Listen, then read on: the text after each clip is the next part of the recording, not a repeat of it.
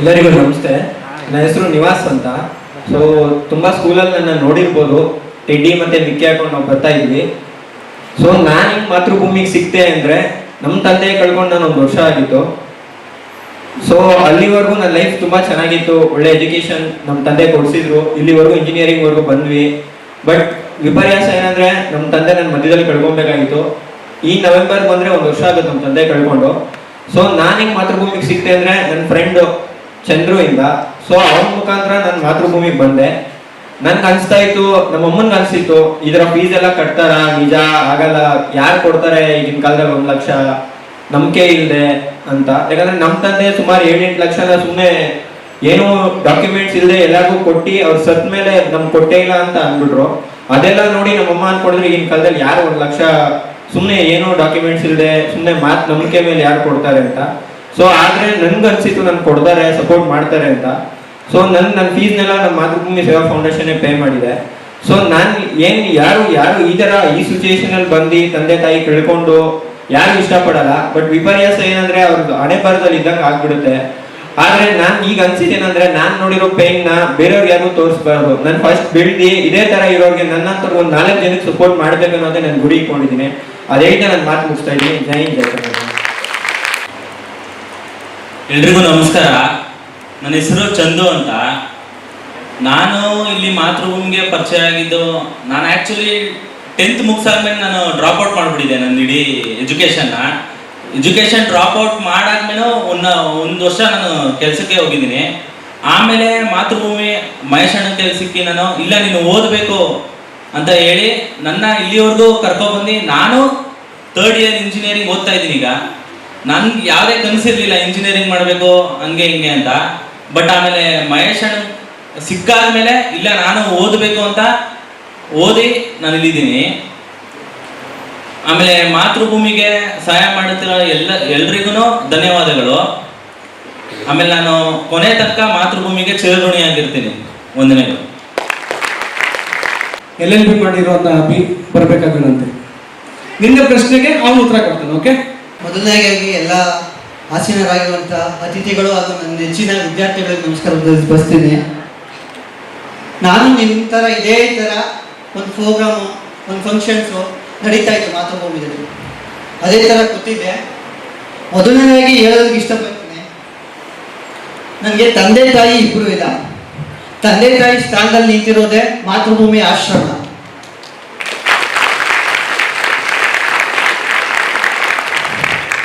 ಈ ಕಾರ್ಯಕ್ರಮದ ಮೂಲ ಉದ್ದೇಶ ತಂದೆ ತಾಯಿ ಇಲ್ಲದೇ ಇರೋ ಮಕ್ಕಳನ್ನ ಸಮಾಜದಲ್ಲಿ ಒಂದು ನೆಲೆ ನಿಲ್ಲಿಸೋದು, ಅವ್ರಿಗೆ ಧೈರ್ಯ ತುಂಬೋದು, ಸಮಾಜದಲ್ಲಿ ಒಂದು ಸ್ಥಾನಮಾನ ತುಂಬೋದು.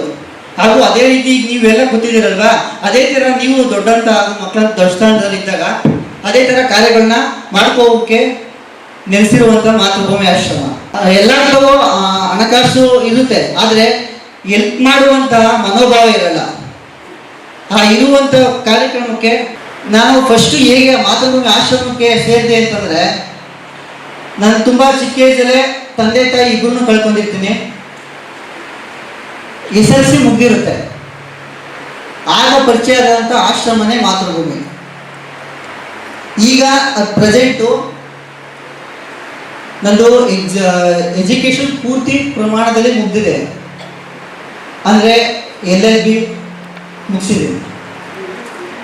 ಮೂಲ ಕಾರಣ ಆಶ್ರಮ ಇದ್ದರೆ ನಾನು LLB ಮಾಡೋಕ್ಕಾಗ್ತಿರ್ಲಿಲ್ಲ. ತಂದೆ ತಾಯಿ ಇಲ್ಲ ಅಂತಂದರೆ ನೆಚ್ಚಿನವರು ಇಲ್ಲ ಸಂಬಂಧಿಗಳು ಹೆಲ್ಪ್ ಮಾಡೋದು ತುಂಬ ಕಷ್ಟ ಇರುತ್ತೆ. ಅಂಥದ್ರಲ್ಲಿ ಆಶ್ರಮ ತುಂಬ ನನ್ನ ಜೀವನವನ್ನು ಕಟ್ಕೊಟ್ಟಿದೆ. ನೆಚ್ಚಿರುವಂತಹ ವಿದ್ಯಾರ್ಥಿಗಳು ನೀವು ಬೆಳೆದಂಥ ಸಂದರ್ಭ ಮುಂದಿನ ಸ್ಥಾನದಲ್ಲಿ ಅದೇ ಥರ ಹೆಲ್ಪ್ ಮಾಡಲು ಬಯಸ್ತದೆ. ಗುರುಪ್ರಿಯ ನಮ್ಮ ಅನಿಸಿಕೆಯನ್ನು ಹೇಳ್ಬೇಕಂತ ಹೇಳ್ತಾ ಇದ್ದಾರೆ. ಅನಿಸಿಕೆ ಅಲ್ಲ ಸರ್, ಇದು ನೀವು ನಮಗೆ ಕೊಟ್ಟಂತಹ ಮರುಜನ್ಮ. ಇದನ್ನ ಬಗ್ಗೆ ಹೇಳೋದಕ್ಕೆ ನಾನು ತುಂಬ ಹೆಮ್ಮೆ ಪಡ್ತೀನಿ.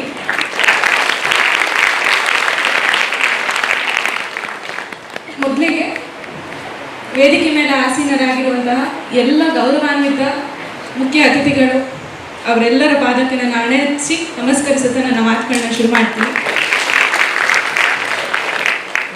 ಜೊತೆಗೆ ಇಲ್ಲಿ ನೆರೆದಿರ್ತಕ್ಕಂತಹ ನಿಮ್ಮೆಲ್ಲರಿಗೂ ಕೂಡ ನನ್ನ ಗೌರವಗಳನ್ನು ಸಮರ್ಪಿಸ್ತಾ ಇದ್ದೀನಿ.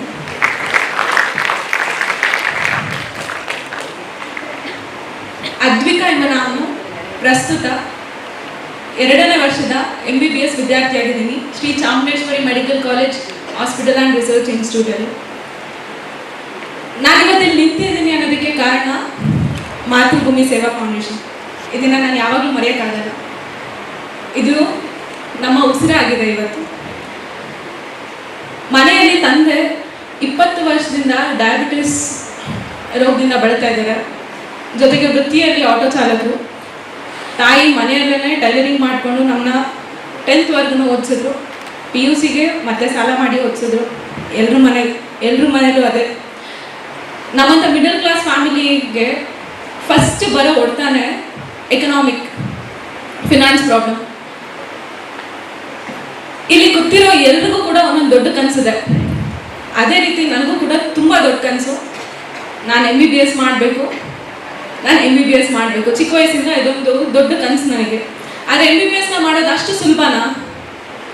ಖಂಡಿತ ಇಲ್ಲ. ತುಂಬ ಶ್ರಮಪಟ್ಟು ಓದಬೇಕು. ಜೊತೆಗೆ ಎಲ್ಲರೂ ಹೇಳೋದು ತುಂಬ ದುಡ್ಡು ಇರಬೇಕು. ಶ್ರಮಪಟ್ಟು ಓದೋದಕ್ಕೆ ನಾನು ರೆಡಿ ಇದ್ದೆ. ನನ್ನ ಹತ್ರ ದುಡ್ಡು ಅಂತೂ ಇರಲಿಲ್ಲ. ಆದರೆ ದುಡ್ಡಿರೋರು ಮಾತ್ರ MBBS ಮಾಡಬೇಕಾ? ದುಡ್ಡಿಲ್ದಿರೋರು MBBS ಮಾಡಬಾರ್ದಾ? ಈ ಪ್ರಶ್ನೆ ನನ್ನ ಯಾವಾಗಲೂ ಸಾಯಿಸ್ತಾ ಇತ್ತು. ಯಾಕೆ ನಾನು ಇದನ್ನು ಮಾಡಬಾರ್ದು? ಯಾಕಿದ್ರೆ ನಾನು ಬೇರೆಯವ್ರ ಥರ MBBS ಮಾಡಬಾರ್ದು? ನಾನು ಓದೋಕ್ಕೆ ರೆಡಿ ಇದ್ದೀನಿ, ಎಲ್ಲನೂ ಮಾಡ್ತಾ ಇದ್ದೀನಿ. ನನಗೆ ಪ್ರಾಥಮಿಕ ಶಾಲೆಯಿಂದ ಸಿಕ್ಕಂಥ ಶಿಕ್ಷಕರ ಜೊತೆಯಿಂದ ಒಳ್ಳೆ ಅಂಕಗಳನ್ನ ಕೂಡ ತೆಗೆದೆ. SSLCಯಲ್ಲಿ 96% ತೆಗೆದೆ. PUCಯಲ್ಲಿ ಸೈನ್ಸಲ್ಲಿ PCMB ತಗೊಂಡು 98%ನ ತಗೊಂಡು ರ್ಯಾಂಕ್ ತಗೊಂಡೆ. ಬಟ್ ಸ್ಟಿಲ್ MBBS ಮಾಡೋದಕ್ಕೆ ಯಾಕೆ ನನ್ನ ಕೈ ಸಾಧ್ಯ ಇಲ್ಲ ಅಂದರೆ ಮುಖ್ಯವಾಗಿದ್ದಿದ್ದೆ ಎಕನಾಮಿಕ್ ಪ್ರಾಬ್ಲಮ್. ಆವಾಗ ನಾನು ಮಾಡಿದಂಥ ರಿಕ್ವೆಸ್ಟ್ ಅದಕ್ಕೆ ಹೋಗ್ಬಿಟ್ಟು ನನ್ನ ಬೆನ್ನೆಲುಬಾಗಿ ನಿಂತು ಹಿಂಗೆ ಮಾಡಮ್ಮ, ನೀನು ಓದು, ನಾನು ನಿನಗೆ ಯಾವಾಗಲೂ ಸಪೋರ್ಟ್ ಮಾಡ್ತೀವಿ ಅಂತ ನಿಂತಿದ್ದೆ ನಮ್ಮ ಮಹೇಶ್ ಸರ್. ಸರ್, ನಿಮಗೆ ನನ್ನ ಸಾಷ್ಟಾಂಗ ನಮಸ್ಕಾರ. Thank you sir. And Matrubhumi Seva ಫೌಂಡೇಶನ್ನ ಎಲ್ಲ ದಾನಿಗಳು, ಎಲ್ಲ ಸ್ಪಾನ್ಸರ್ಸ್, ಮಾತೃಭೂಮಿ ಸೇವಾ ಫೌಂಡೇಶನ್ನಲ್ಲಿ ಕಾರ್ಯನಿರ್ವಹಿಸ್ತಕ್ಕಂತಹ ಎಲ್ಲರಿಗೂ ನನ್ನ ಹೃತ್ಪೂರ್ವಕ ಕೃತಜ್ಞತೆಗಳನ್ನ ಅರ್ಪಿಸೋದಕ್ಕೆ ನಾನು ಇಷ್ಟಪಡ್ತೀನಿ.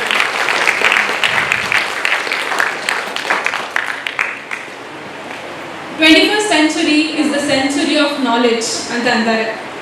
ಜೊತೆಗೆ ಇಲ್ಲಿರ್ತಕ್ಕಂಥ ವಿದ್ಯಾರ್ಥಿಗಳಿಗೆ ನನಗೆ ಒಂದು ಸಣ್ಣ ಕಿವಿ ಮಾತು. ಒಂದು ಕಲ್ಲು ವಿಗ್ರಹ ಆಗಬೇಕು ಅಂದರೆ ಉಳಿಪಟ್ಟನ್ನ ತಿನ್ನಲೇಬೇಕು. ಉಳಿಪಟ್ಟನ್ನ ತಿಂದರೆ ಅದು ವಿಗ್ರಹ ಆಗಲ್ಲ. ಹಾಗಾಗಿ ನೀವು ಯಾರನ್ನು ಕೂಡ ಎಜುಕೇಷನ್ ಅನ್ನೋದನ್ನ ಇದು ಕಷ್ಟ, ಇಟ್ ಇಸ್ ಪೇನ್ ಅಂತ ಅಂದ್ಕೊಂಡು ಯಾರು ಕೂಡ ಬಿಡಬಾರ್ದು. Education is game. ತಲೆ ಬಿಡಲಿ, ನೀವು ಓದಬೇಕು, ಕಷ್ಟ ಬಿದ್ದು ಓದಿ ಒಳ್ಳೆ ಸ್ಥಾನಮಾನಗಳನ್ನ ಅಲಂಕರಿಸಬೇಕು. ಒಂದು ಉತ್ತಮ ಸಂಸ್ಥೆ ಉತ್ತಮ ಮಕ್ಕಳನ್ನು ರೂಪಿಸುತ್ತೆ. ಉತ್ತಮ ಮಕ್ಕಳು ಉತ್ತಮ ಪ್ರಜೆಗಳಾಗ್ತಾರೆ. ಅದೇ ಪ್ರಜೆಗಳು ಉತ್ತಮ ದೇಶವನ್ನ ಕಟ್ತಾರೆ. ಹಾಗಾಗಿ ಇಲ್ಲಿ ನೆರೆದಿರ್ತಕ್ಕಂಥವ್ರು ಎಲ್ಲರೂ ಮಾಡ್ತಾ ಇರೋ ಕೆಲಸ ದೇಶ ಕಟ್ಟೋ ಕೆಲಸ. ಅನಾಥ ಮಕ್ಳಿಗೆ ಮಾತ್ರ ಹೆಲ್ಪ್ ಮಾಡ್ತಾ ಇದ್ದಾರೆ. ಅನಾಥ ಮಕ್ಳಿಗೆ ಹೆಲ್ಪ್ ಮಾಡ್ತಾರೆ, ತಂದೆ ಇದ್ದವ್ರಿಗೆ ಹೆಲ್ಪ್ ಮಾಡ್ತಾರೆ, ತಂದೆ ತಾಯಿಯಲ್ಲಿದ್ದು ಬಡತನ ಇದ್ದವ್ರಿಗೆ ಹೆಲ್ಪ್ ಮಾಡ್ತಾರೆ. ಅವ್ರು ಮಾಡ್ತಾ ಇರೋದು ದೇಶ ಕಟ್ಟುವಂಥ ಕೆಲಸ. ಅವ್ರಿಗೆ ಯಾವಾಗಲೂ ಕೂಡ ನಾವು ಚಿರಋಣಿಯಾಗಿರ್ತೀನಿ. Thank you. ನಿಮ್ಮೊಂದಿಗೆ ಒಂದೆರಡು ಮಾತುಗಳನ್ನ ಹಂಚ್ಕೊಳ್ಳೋಕೆ ಸಹಾಯ ಮಾಡಿ.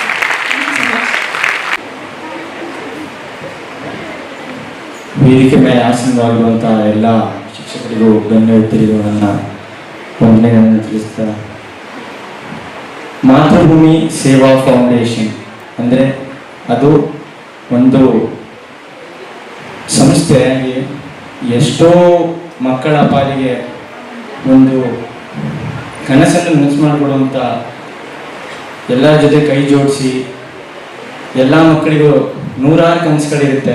ನಾನು ಡಾಕ್ಟರ್ ಆಗಬೇಕು, ಇಂಜಿನಿಯರ್ ಆಗಬೇಕು, IAS ಆಗಬೇಕು, IPS ಆಗಬೇಕು, ನೂರಾರು ಕನಸುಗಳಲ್ಲಿ ಯಾರು ಶ್ರಮಪಟ್ಟು ಓದಿ ಅವರು ಏನೋ ಒಂದು ಸಾಧನೆಯನ್ನು ಮಾಡ್ತಾರೆ ಅಂತ ಆ ಮಕ್ಕಳನ್ನು ಗುರುತಿಸಿ ಮಾತೃಭೂಮಿ ಸೇವಾ ಫೌಂಡೇಶನ್ ಅವರ ಪಾಲಿಗೆ ಸದಾ ನೆರಳಾಗಿ ನಿಂತು ಅವರ ಆಸೆ ಆಕಾಂಕ್ಷೆಗಳನ್ನೆಲ್ಲ ಒಂದು ಸಕ್ಸಸ್ ರೀತಿ ಹೊರತಂದು ಎಷ್ಟೋ ಕೆಲಸಗಳನ್ನು ಮಾಡಿ ಇದೆ. ಇಷ್ಟು ಹೇಳಿ ಥ್ಯಾಂಕ್ ಯು ಸೋ ಮಚ್ ಮಾತೃಭೂಮಿ ಸೇವಾ ಫೌಂಡೇಶನ್. ಓಕೆ, ಇನ್ನೊಂದು ಹುಡುಗ ಇದ್ದಾನೆ, ಗೋಪಿ. ಎಲ್ರಿಗೂ ನಮಸ್ಕಾರ. ವೇದಿಕೆ ಮೇಲೆ ಹಾಸಿದಂಥ ಅತಿಥಿಗಳಿಗೂ ಸ್ವಾಗತವನ್ನು ಕೋರ್ತೇನೆ. ನಾನು ಬಂದು ಇಂಜಿನಿಯರಿಂಗ್ ಮಾಡ್ತಾ ಇರೋದು, 3rd ಇಯರ್. ನನಗೆ ಮೊದಲು ಪರಿಚಯ ಇತ್ತು, ಬಟ್ ಇಲ್ಲಿ ಸೋಷಿಯಲ್ ಮೀಡಿಯಾದಲ್ಲಿ ನೋಡಿದೆ. ಬಟ್ ಇಲ್ಲಿಗೆ ಅಡ್ಮಿಷನ್ ಆದಮೇಲೆ ನಮ್ಮ ಫ್ರೆಂಡ್ ಚಂದ್ರಶೇಖರ್ ಅಂತ ಅವರಿಂದ ಗೊತ್ತಾಯ್ತು. ಹಂಗೆ ಒಂದು ಜೊತೆ ಓಡಾಡ್ತಾ ಮಾಡ್ತಾ ಗೊತ್ತಾಯ್ತು. ಬಟ್ ಎಲ್ರಿಗೂ ಅಣ್ಣ ಸಹಾಯ ಮಾಡ್ತಾರೆ ಅನ್ನೋದು ಗೊತ್ತಾಗುತ್ತೆ. ಅದರಿಂದ ಪರಿಶ್ರಮ ನಾವು ನೋಡ್ತಾ ಇರ್ತೀವಿ. ಅವ್ರ ಜೊತೆ ನಾವಿರೋರು, ಅವ್ರು ಮಾಡೋ ವರ್ಕ್ಸ್ ಆಗಿರ್ಬೋದು, ಒಬ್ಬರಿಗೆ ಡೊನೇಟ್ ಮಾಡೋಕ್ಕೆ ಅವ್ರು ಎಷ್ಟು ಕಷ್ಟಪಡ್ತಾರೆ, ಎಷ್ಟು ಜನ ಹತ್ರ ಸಹಾಯ ಕೇಳ್ತಾರೆ ಅಂತ ನಮ್ಗೆ ಗೊತ್ತು. ಇದರಿಂದ ತುಂಬಾ ಜನ ಹೆಲ್ಪ್ ಆಗ್ತದೆ. ನಾವು ಇಂಜಿನಿಯರ್ ಟೋಟಲ್ 7 ಜನ ಇಂಜಿನಿಯರ್ ಓದ್ತಾ ಇದೀವಿ. ಒಬ್ರು MBA ಓದ್ತಾರೆ, ಒಬ್ರು LLB ಮಾಡ್ತಾರೆ. ಈ ತರ ಇನ್ನೂ ತುಂಬಾ ಜನಕ್ಕೆ ಸಹಾಯ ಮಾಡ್ಬೇಕಂತ ಉದ್ದೇಶವಾಗಿರುತ್ತೆ. ತುಂಬಾ ಧನ್ಯವಾದಗಳು. ಎಲ್ರಿಗೂ ನಮಸ್ಕಾರ. ವೇದಿಕೆ ಮೇಲಿರುವ ಎಲ್ಲ ಬಂದಿರೋರಿಗೂ ನಮಸ್ಕಾರ. ನಾನು ಪ್ಯಾರಾಮೆಡಿಕಲ್ ಮಾಡ್ತಾ ಇದ್ದೀನಿ. ಈ ಪ್ಯಾರಾಮೆಡಿಕಲ್ ಎಲ್ಲ ಸಂಪೂರ್ಣ ಖರ್ಚು ಏನಿದೆ ಎಲ್ಲ ಮಾತೃಭೂಮಿ ಸೇವಾ ಫೌಂಡೇಶನ್ ಕಡೆಯಿಂದನೇ ಆಗ್ತಾ ಇರೋದು. ಮತ್ತು ಎಲ್ಲರೂ ಇದೇ ರೀತಿ ಸಹಾಯ ಆಗಬೇಕು ಎಲ್ಲ ಮಕ್ಕಳಿಗೂ ಅನ್ನೋದು ನನ್ನ ಇಷ್ಟ.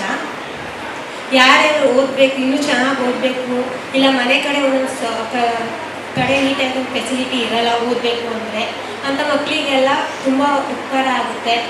ಎಲ್ಲೂ ಏನೂ ಅಂದ್ಕೊಳ್ಳದೆ ಮಾತೃಭೂಮಿ ಸೇವಾ ಫೌಂಡೇಶನ್ಗೆ ಕೇಳಿ, ಇಲ್ಲ ಅವ್ರು ಸಹಾಯ ಮಾಡ್ತಾರೆ.